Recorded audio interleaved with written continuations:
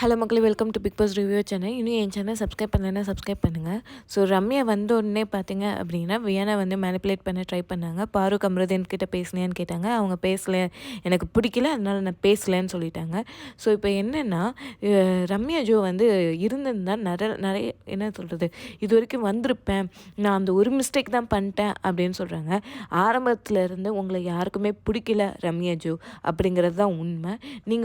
நீங்கள் வந்து double standard, அந்த பக்கமும் ஒரு மாதிரி பேசுவீங்க, இந்த பக்கமும் ஒரு மாதிரி பேசுவீங்க.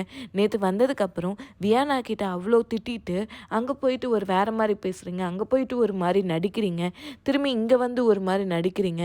நீங்கள் யார் அப்படிங்கிற மாதிரி தான் இருக்குது. நீங்களும் ட்ராமா பண்ணுறீங்க தான் அப்படின்னு எனக்கு தோணுது அப்படின்னு சொல்கிறேன். இந்த வீட்டில் எல்லாருமே ட்ராமா தான் பண்ணுறாங்க. ஆனால் ஒருத்தர் மட்டும் ட்ராமான்னு சொல்கிறது எனக்கு எந்த அளவுக்கு நியாயம்னு எனக்கு தெரியல. அதுவும் இல்லாமல் எல்லாருமே பின்னாடி புராணி பேசிட்டு எல்லாரை பற்றியும் நீங்கள் பேசிட்டு இப்போ வந்து முன்னாடி வந்து நல்லவ மாதிரி நான்லாம் பின்னாடி பேசினதே இல்லாத மாதிரியும், நீங்களாம் பின்னாடி பேசினதே இல்லாத மாதிரியும், அவங்க மட்டும்தான் பின்னாடி பேசின மாதிரியும் ரியாக்ட் பண்ணுறது எந்த விதத்தில் நியாயம்னு எனக்கு தெரியல.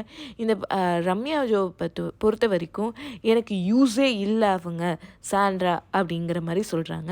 அப்படின்னா என்ன அர்த்தம் அப்படின்னா, அவங்களோட எண்ணப்படி, அதாவது நல்லவங்க, அதாவது யாருக்கெல்லாம் வந்து ஹைப் இருக்கோ அவங்கள்ட்ட சேர்ந்தா கண்டிப்பாக அவங்களுக்கு ஆப்பர்ச்சுனிட்டி கிடைக்கும், அப்படியே மேலே போயிடலாம் அப்படிங்கிற மாதிரி. அப்போ யூஸுக்காக தான் ஒரு பாண்டு வந்து க்ரியேட் ஆகுதா அப்படின்னு எனக்கு ஒரு கொஷின் மார்க் இருக்குது. ஏன்னா ரம்யா ஜோ சொன்ன வார்த்தையிலேருந்து எனக்கு புரிஞ்ச விஷயம் அதுதான்.